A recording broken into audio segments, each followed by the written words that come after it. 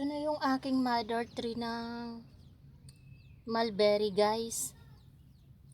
Ngayon, hindi siya nagbubunga. Ang ginawa ko, pinutol ko lahat ng sanga niya.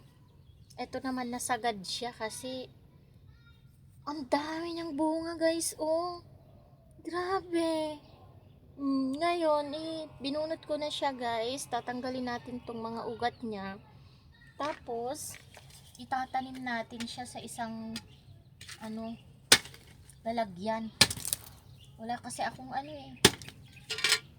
wala kasi akong tawag nito, cutter. Ayan, tanggalin ko na siya. Dami niyang bunga, oh, grabe. Ganito pala yung style ng mulberry, guys. Ang gusto pala niya yung napupruning. Napupruning. Sorry naman. Yan, daming bunga. Ito muna yung pagtataniman ko, guys, no. Kung hindi yata kasya. Kasi gusto kong palakihin yung puno niya. Gusto ko ba siyang i-bonsai? Ayan, lagyan na natin ng lupa.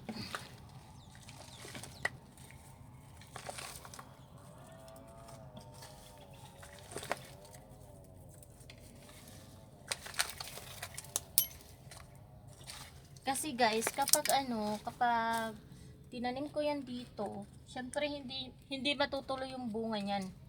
'Di ba? Siksikin natin. Hindi matutuloy ang bunga niyan, guys. Lalagyan ko siya ng abo. May abo ako dito. Medyo basa-basa yung abo ko. Maganda daw sa halaman to, itong abo.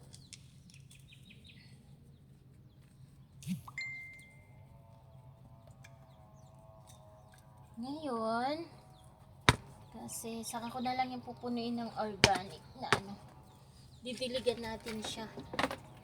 No, diligan natin. Magbasa-basa lang.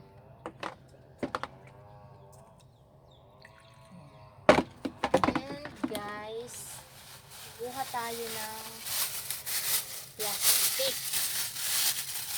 No, tatakpan natin siya ngayon.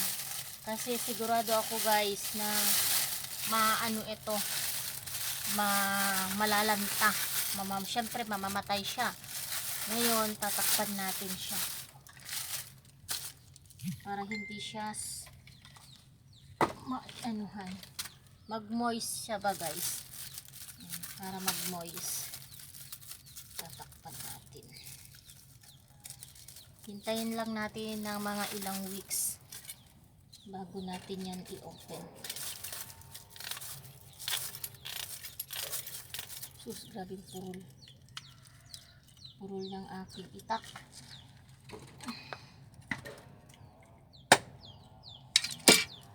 At ilalagay lang natin ito, guys, sa medyo malilim, no, sa malilim lang.